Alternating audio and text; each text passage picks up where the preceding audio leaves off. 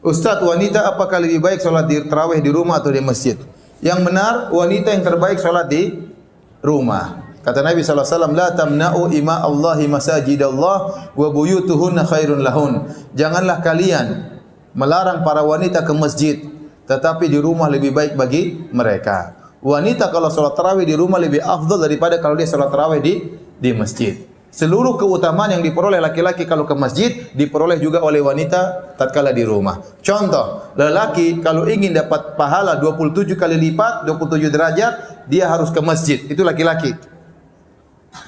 Dapat 27 derajat. Tapi kalau wanita dia ke masjid, dia juga dapat 27 derajat. Ternyata di rumah lebih baik. Berarti kalau dia di rumah, dia juga dapat 27 derajat. Dan ini bentuk keringanan dan pemuliaan yang Allah berikan kepada para wanita. Lelaki kalau ingin 27 derajat harus ke masjid.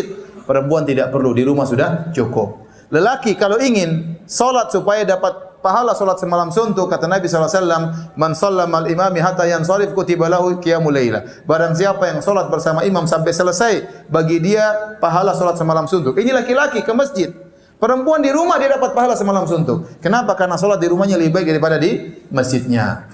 Kenapa bisa demikian? Karena wanita memang dalam Islam hendaknya menjauh dari lelaki, menjauh dari pandangan para lelaki.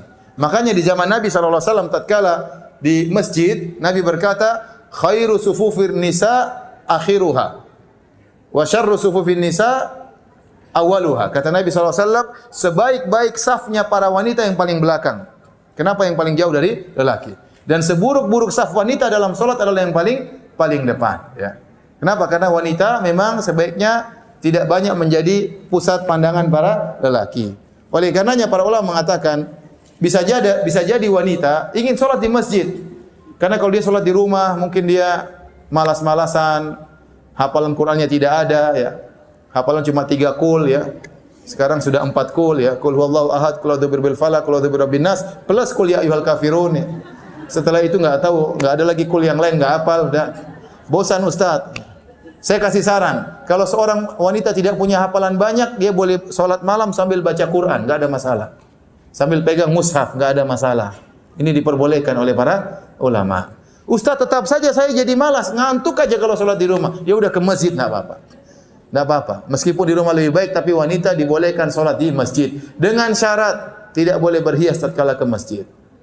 Tidak boleh pakai parfum tatkala ke masjid. Harus seadanya, yang wajar-wajar saja. Tidak boleh. Ya.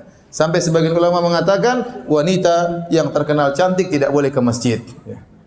Kenapa? Karena bisa mengganggu jamaah. Ya. Imamnya terganggu, berdebar-debar tatkala lewat wanita tersebut. Ya. Jamaah juga bisa terganggu. Jadi wanita yang terkenal cantik, masyhur ini cantik, sudah jangan ke masjid.